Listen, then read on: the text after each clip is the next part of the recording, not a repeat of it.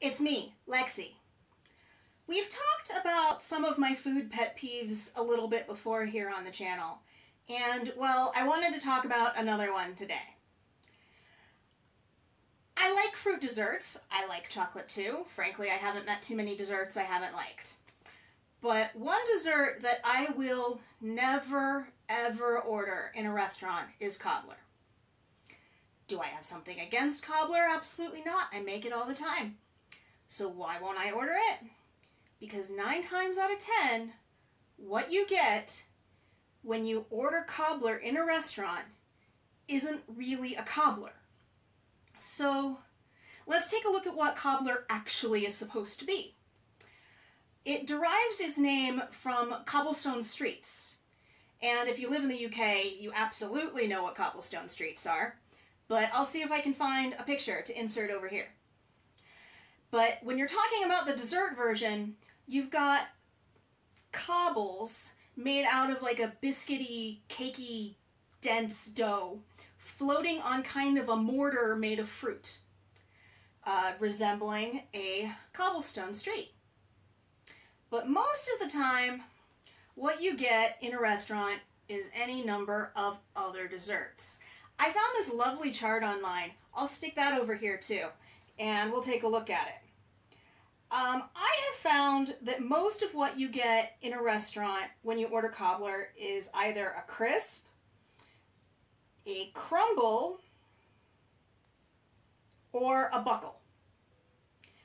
You can see what all 3 of those are here.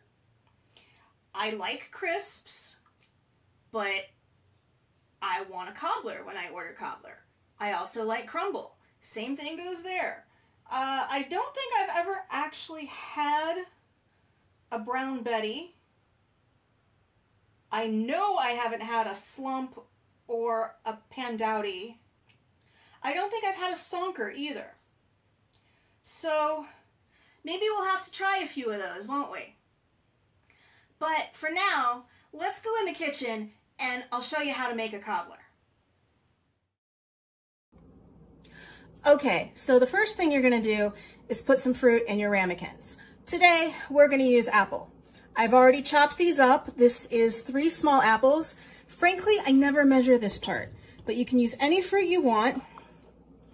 And you just want to put like 1.5 inches of fruit in the bottom of whatever vessel you're going to use. I'm doing individual sized ones here, but if you wanted to do one large one and like double or triple the rest of the ingredients, depending on what's appropriate for the size of your vessel, you can do that. I got a few extra apples, so I'm going to set these aside. Okay, and then we're going to use this dish to mix the rest of everything up in. We're going to start with 3 tablespoons, that's 43 grams, of softened butter, and 2.5 tablespoons, or 31 grams, of sugar.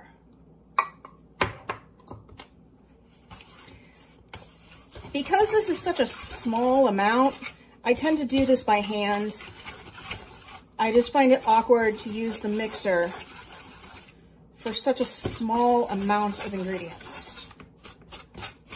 But you want to get that sugar worked through the butter.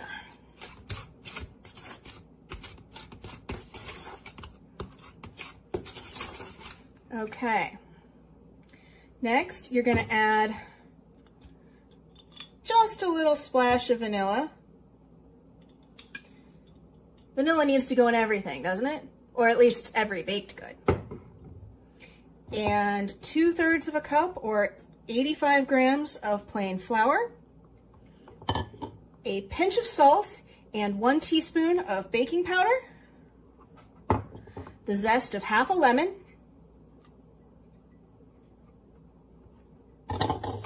a pinch of nutmeg, and 1/4 cup of milk. Give this a good stir. Make less of a mess than I did.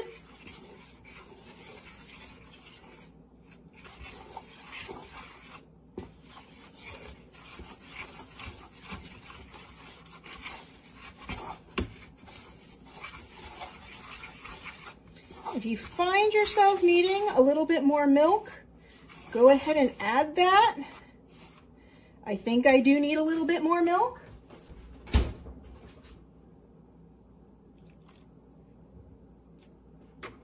So that's like another tablespoon.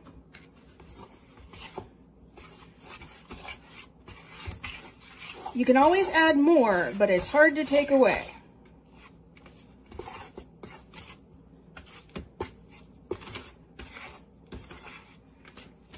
Okay, you do want it kind of thick like this. So all we're going to do now is divide this roughly into 4 and dollop on top of our fruit.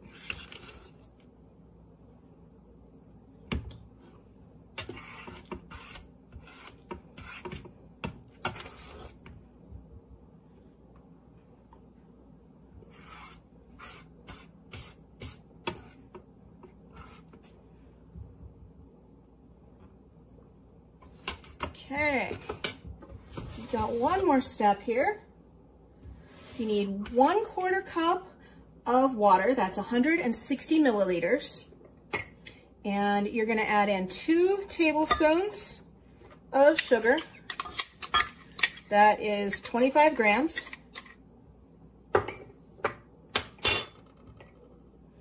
And 1 good squeeze of lemon. I just used the same lemon we zested earlier. Give that a stir and divide evenly between the cups.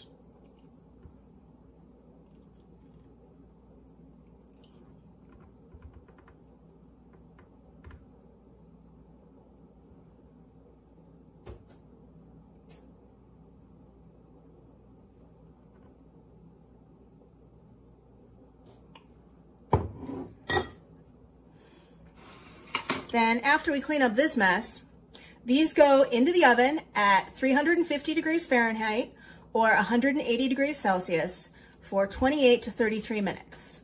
So I'm gonna bake these and then I will see you back at the set. See you in a minute. I've got this on a plate because it's a little hot yet. But as you can see, you've got a little bit of golden brown on top. Doing the individual versions like this, you don't quite get the cobblestone street look, but it's the same idea and it's still going to taste great.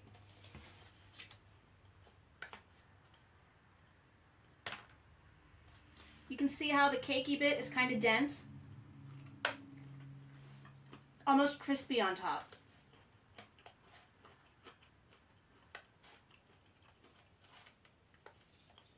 And the fruit underneath is sweet and tender.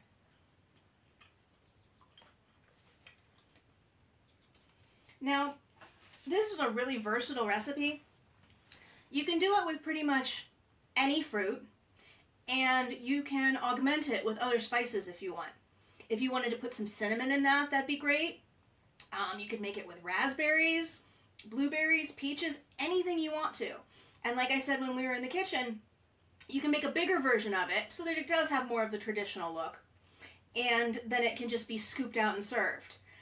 I tend to do the individual ones, honestly, because I'm not great at serving up normal-sized portions of dessert. Ask anyone who knows me, if I cut you a piece of cake, it's going to be the equivalent of like 3 pieces of cake. So this kind of helps. I hope that I've been able to introduce you to the wonderful dessert that is cobbler, and maybe you'll give it a try and make your own someday, or tomorrow. Tomorrow sounds good, right? What's your favorite type of fruit dessert? Or do you prefer chocolate? Let's have a conversation. Let me know down below. I'll see you next time on Big Spoon, Little Spoon.